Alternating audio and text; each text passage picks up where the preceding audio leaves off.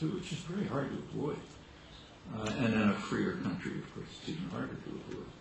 So I think the general picture is ideological conformity, but leakage concerning information and facts. I should say that in the United States, this has been very carefully studied.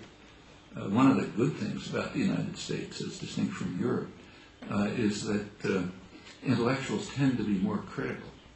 European intellectuals think of themselves as very critical and adversarial and so on, but in fact there's almost no self-criticism in Europe.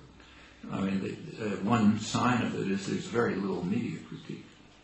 So if you take a look at Germany or France and so on, there's virtually nothing is done on critical analysis of the media. And the reason is because of illusions that are widely held among intellectuals about how independent they are. So there's nothing to study. Well, start studying it, you quickly find the opposite. But in the United States, where there happens to be a more critical attitude, there is a lot of media critique. And people's beliefs, say about Iraq, but lots of things, are studied and correlated with their media sources. So we have a huge amount of information about people's beliefs and where they're getting the beliefs from. And it's quite illuminating. It turns out that Americans are off the international spectrum in their beliefs about Iraq.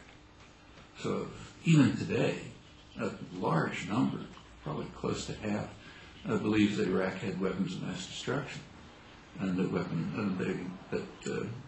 Iraq was tied with Al Qaeda and it was involved in 9/11 and so on. Those beliefs were very high before the war. I mean, it's kind of hard to maintain them now, but they're still quite high.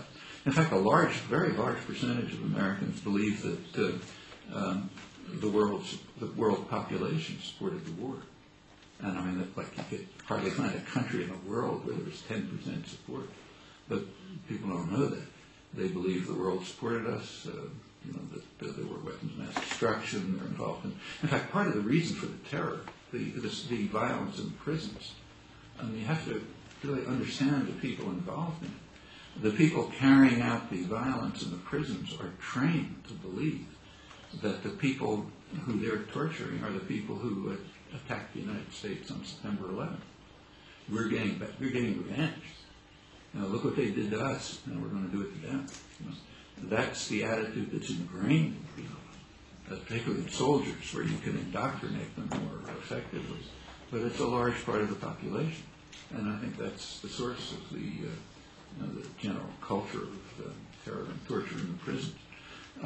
But those beliefs are still held, and of course, as you would expect, having those beliefs and supporting the war are very closely correlated, which is sensible. And if you have those beliefs, it makes sense to support the war. And they've also been traced to news sources. So it turns out, I don't know, those of you who know the United States, one of the popular television channels is called Fox News, very right-wing channel, which plenty of people watch, maybe a majority, or plurality at least. But people who get their news from Fox News, about 80% of them have some totally crazed belief, which nobody in the world has.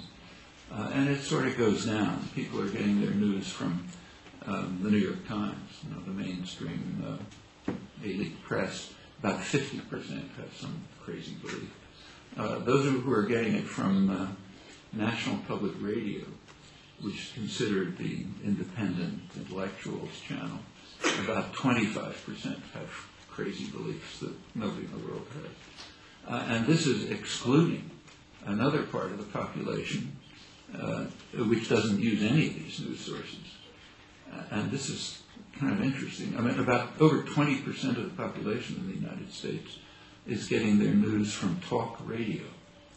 Now, if any of you have been in the United States and listened to talk radio, you wouldn't believe it.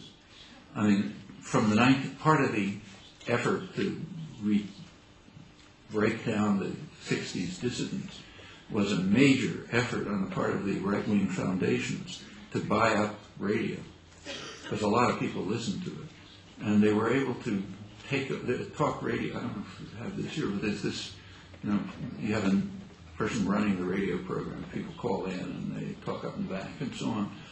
The people who run it are so, you can't even call them right-wing. They're in a different universe. I mean, there's just nobody like them in the universe. But they run talk radio. And that is the source of news for about 20% of the population. If you look at younger people from, say, 18 to 25, where most of them are getting their news are from late-night television programs, comedy programs, where you have, after the main channel primetime television news is over from, say, 11 o'clock on, there are these programs with talk show, sort of kind of comedy. I don't know how you describe it.